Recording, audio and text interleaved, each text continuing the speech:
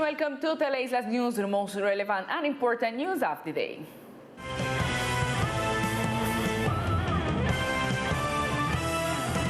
Members of the Raizal Authority presented before the Senate an initiative that seeks to establish a transboundary biosphere reserve. This is the Great Seaflower initiative, which was presented by a delegation from among the Raizal people led by Kent Francis and Graver Livingston before the Second Committee of the Senate, which is in charge of the international relations. This initiative seeks to protect the ecosystem of the Caribbean through the establishment of a transboundary biosphere reserve denominated the Great Seaflower.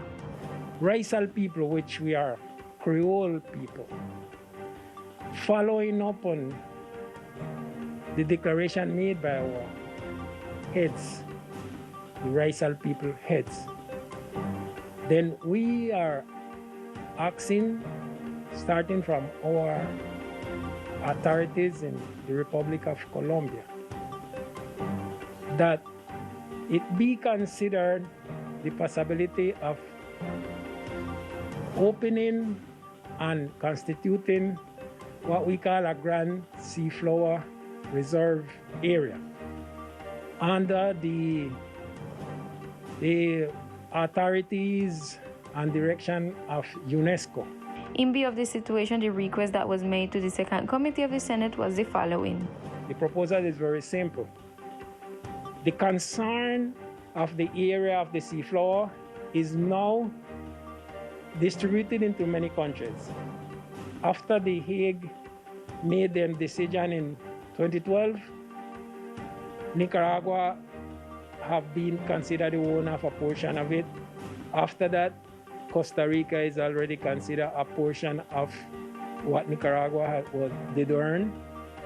And now, by nature, you can see that at least the sixth country that we mentioned is concerned of what will happen in this area we call the Seaflower Reserve. So we want, before it's too late, that we sit down. In this way, the senators approved to hold a semi-presidential public hearing on the island of San Andres in May. Their government and civil society actors will be heard and proposal for the transboundary biosphere reserve will be debated.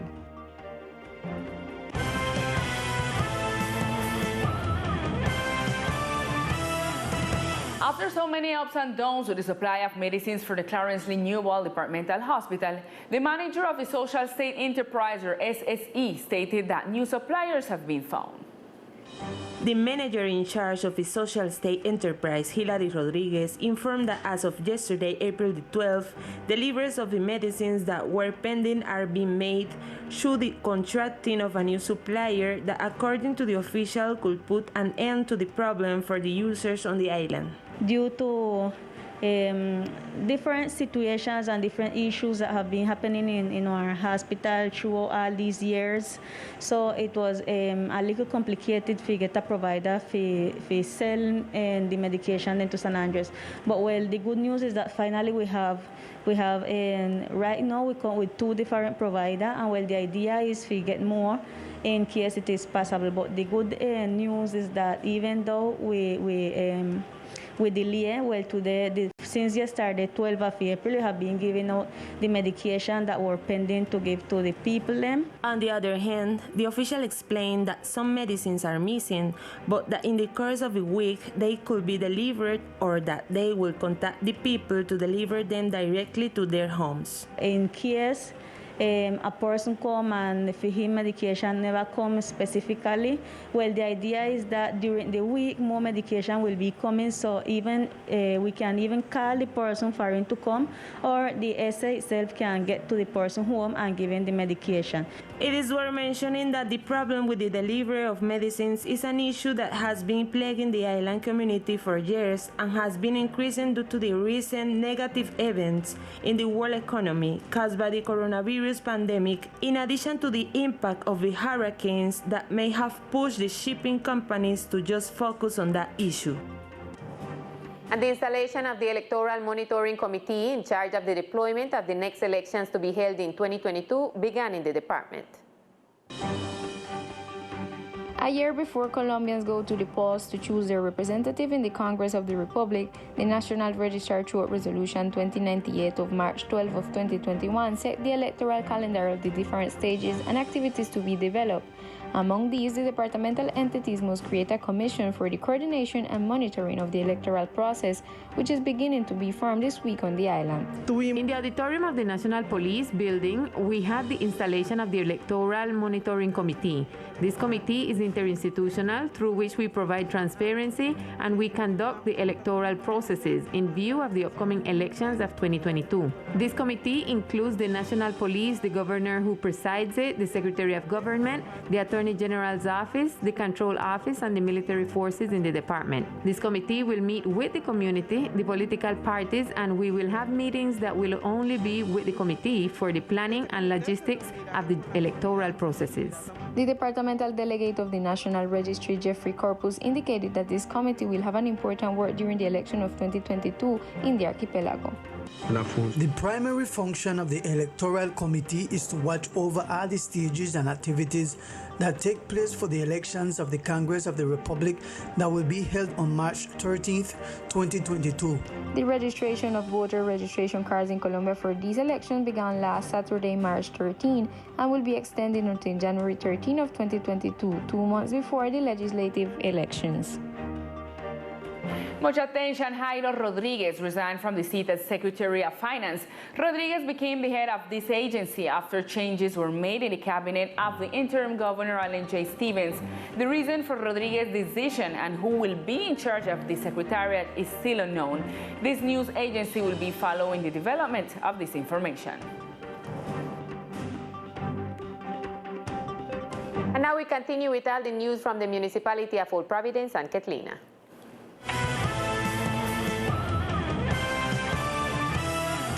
A strong statement was made by Mayor Jorge Norberto Gari after the acts of violence that disturbed public order and put the community at risk this past weekend.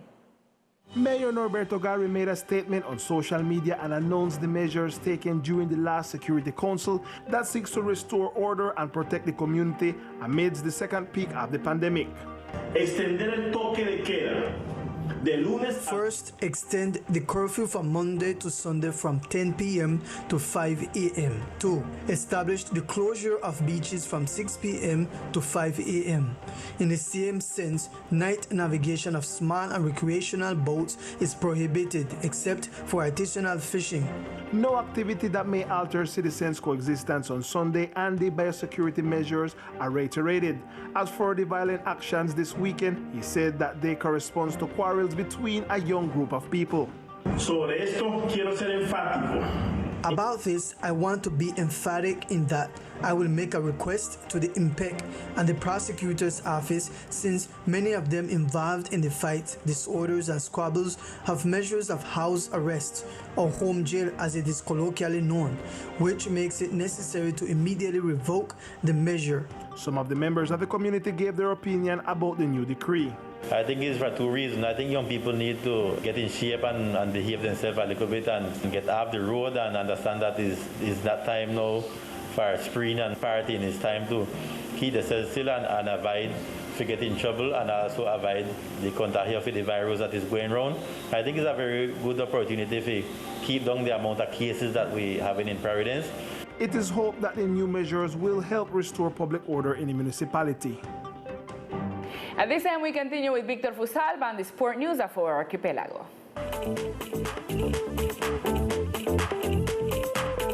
Hello, here are the best sports of the islands.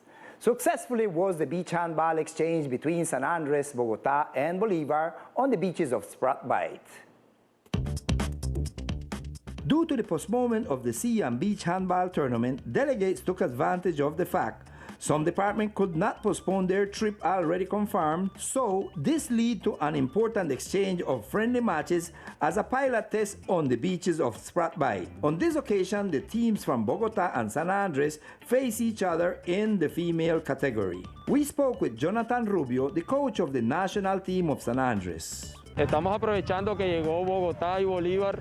Taking advantage of the arrival of Bogota and Bolivar, to have a friendly exchange to keep us and keep up the fight waiting for the next tournament to be held in the month of August. In addition, we spoke to the coach of the Bogota team, Ricardo Gonzalez. Es una experiencia muy gratificante. It is a very rewarding experience for us since most of our team are new and even girls who are just starting to play beach handball. In fact, we have already had quite a lot of experience in this sport. Unfortunately, we have to make the generational renewal. I have young girls of 17 and 18 years old. As you can see, they are quite young girls, and the idea was that since they canceled the tournament, we come to exchange so that the girls get used to the breeze to another kind of sand different from the one we have in Bogota, and it is more of adaptation and preparation. The exchange of friendly scrimmages of our teams are very important for the maturity and preparation of the athletes of the archipelago, as stated by teacher Rubio. The sports secretary ran their accounts before the departmental Duma so that the citizens have information on what happened during 2019 and 2020 in the archipelago. In the Rosales Hooker Manuel Hall of the Departmental Assembly, the accountability of the Secretary of Sports took place to provide information to the citizens of the islands. This session was attended by the honorable deputies of the Departmental Duma, the Secretary of Sports and his collaborators, coaches and members of the community. The Secretary of Sports spoke about the subject in more details. Today we have a really long meeting with all our deputies where we want to know the situation that our football players, professional players and our basketball players having in these days.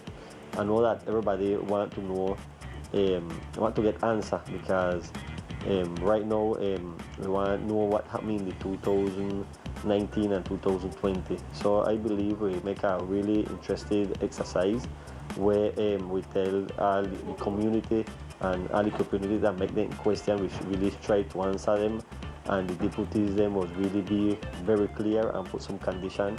So in the future we try to correct things as we are how we making the things them. Among the topics discussed during the session were football and basketball, as explained by Newball.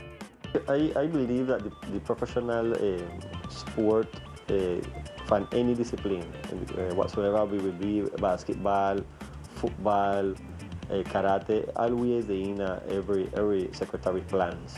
What we have to do is look the way, look how we can get articulate the strength them and the science, and know if we can make that real